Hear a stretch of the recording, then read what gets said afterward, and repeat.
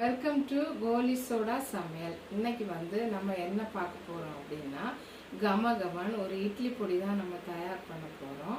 வீடியோவை பாருங்க, எப்படி செய்யலாம் பார்க்கலாம். லைக் பண்ணுங்க, சப்ஸ்கிரைப் பண்ணுங்க.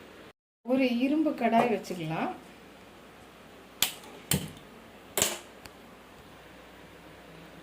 அடுப்பு சூடானதும் ஒரு கப் உளுந்து சேர்த்துக்கோங்க. தீ மிதமான சூட்டில் வச்சுக்கோங்க.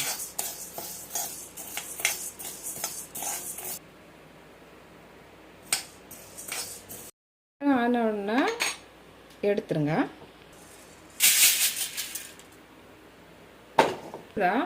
கடலைப்பருப்பு அரை கப் மிதமான சூட்டில் வச்சு வறுத்து எடுத்துக்கோங்க. இதையும் அதை மாதிரி கரெக்டாக வறுத்து தட்டிக்கோங்க. அடுத்து சாம்பார் பருப்பு அரை கப், அதையும் வறுத்துக்கோங்க பொன்னிறம் மாட்டு. இதையும் அதை மாதிரி சூடு பண்ணி தட்டிக்கோங்க. 2 ஸ்பூன் அளவுக்கு பொட்டுக்கடலை சேர்த்துக்கோங்க. இதையும் இந்த மாதிரி அளவுக்கு வறுத்துக்கோங்க. இதையும் நல்லா வறுத்தாச்சு தட்டிக்கலாம். அடுத்தது 2 ஸ்பூன் அளவுக்கு வெள்ளை எள் எடுத்துக்கோங்க. அதையும் இதை மாதிரி பொன்னிறமாக வறுத்துக்கோங்க. ரொம்ப கருக விட்டுறக்கூடாது.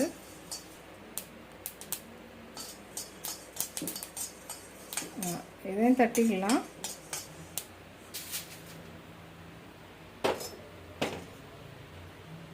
ஒரு ஸ்பூன் சீரகம் சேர்த்துக்கோங்க. 1 ஸ்பூன் சீரகம், 1 ஸ்பூன் சீரகத்தை நல்லா வறுத்துக்கலாம். அதோட கருப்பு மிளகு 1 ஸ்பூன் சேர்த்துக்கோங்க. அதையும் வறுத்துக்கலாம்.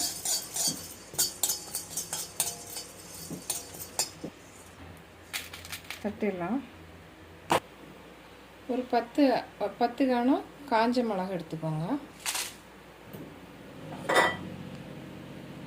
அதில் மட்டும் கொஞ்சம் எண்ணெய் ஊற்றி வறுத்துக்கோங்க. அதிகம் விட வேண்டாம்.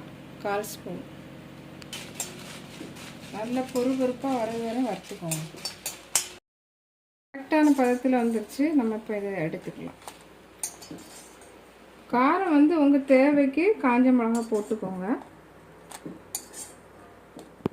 ஒரு 7-8 பல்லு பூண்டு போட்டுக்கோங்க. அதையும் அதே எண்ணெயில் வறுத்துக்கோங்க. ஒரு 1/2 ஸ்பூன் அளவுக்கு எண்ணெய் விட்டுக்கோங்க. அது பொரியும்.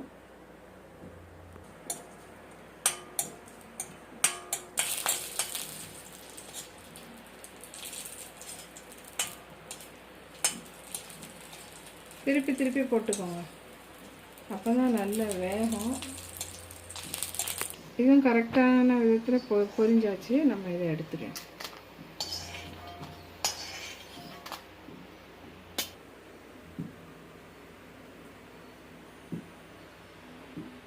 இதில் ஒரு 4 கொத்து கருவேப்பிலை எடுத்துக்கோங்க. அந்த எண்ணெயிலே வதக்கிக்கோங்க.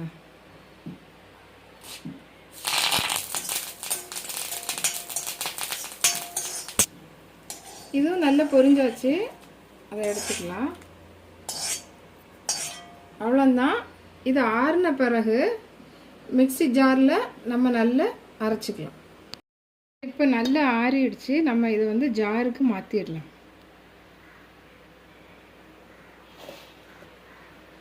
இந்த காஞ்ச மிளகாவை போட்டுக்கோங்க. இந்த பருப்பு எல்லாத்தையும் சேர்த்துக்கோங்க.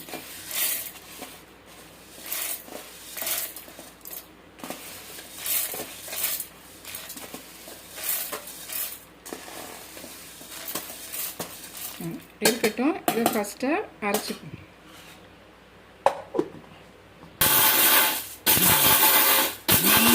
இந்த மாதிரி கொரகொரப்பாக அரைச்சிட்டு மிச்சம் உள்ள எல்லாத்தையுமே தட்டிக்கணும்.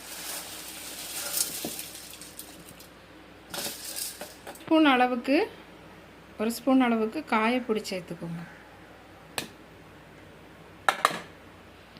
தேவைக்கு கல் உப்பு சேர்த்து அரைச்சிக்கோங்க.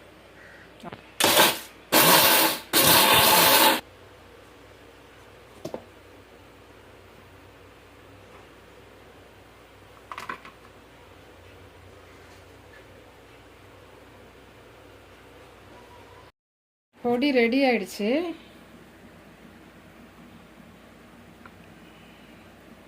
இந்த மாதிரி கொஞ்சமாக கொரகொரப்பாக அரைச்சிக்கோங்க. நைஸாக அரைக்க வேண்டாம். கொரகொரப்பாக அரைச்சாதான் நல்லா இருக்கும் சாப்பிட்றதுக்கு.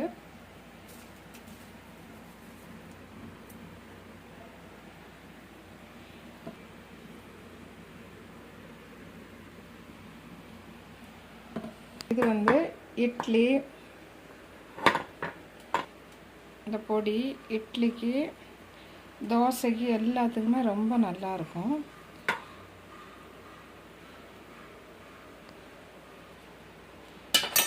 கொஞ்சமாக பொடி போட்டு அதில் கொஞ்சம் நல்லெண்ணெய் ஊற்றி சாப்பிட்டு பாருங்கள். ரொம்பவே டேஸ்ட்டாக இருக்கும்.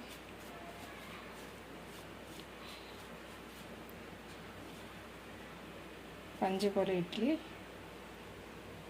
தோசை பொடி நீங்களும் ட்ரை பண்ணி பாருங்கள்.